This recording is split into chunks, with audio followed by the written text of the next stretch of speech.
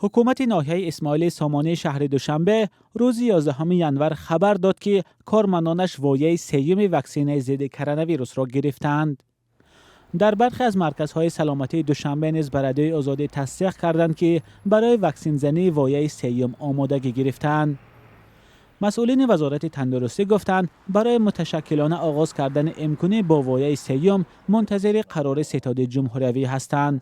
به اطلاع وزارت گروه‌های زیرین باید سیوم مراتب ضد کووید 19 ام کرده شوند. نفرانی که بگیم در سمت پیشی فعالیت اینه که در مؤسسات طبی کار میکنن به واسطه با اهالی سر و کار دارن در برابر این کارمندان ساحه معارف که به واسطه با کودکان سر و کار دارن در مؤسسات تحصیلاتی همگانی یا اینکه تحصیلاتی میانه کسبی یا که اولی. فعلا دقیق نیست که چقدر از اهالی کشور وایه سوم واکسن را میگیرند. مسئولین وزارت گفتند از نهادهای دخلدار خواستند تا این روی خط را تهیه کرده به وزارت فرستند. به گفته پزشکان گرفتن وایه سوم واکسن ضد کرونا ویروس بعضی شرط‌های خود را دارد. واکسیناسیای سوم به همه اجازه داده می شود در مهلت از گذراندن واکسن دوم ما یکم میکنیم بعد یک ماه دوم میکنیم سومش رو بعد 6 ماه.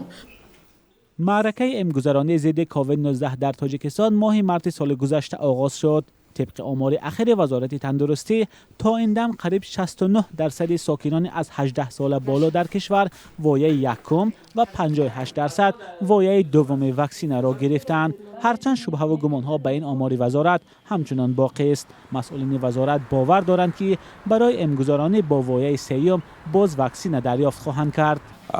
در نظر داشته شده است که در سال 2022 از این مخزن یعنی که از مخزن کوواکس ما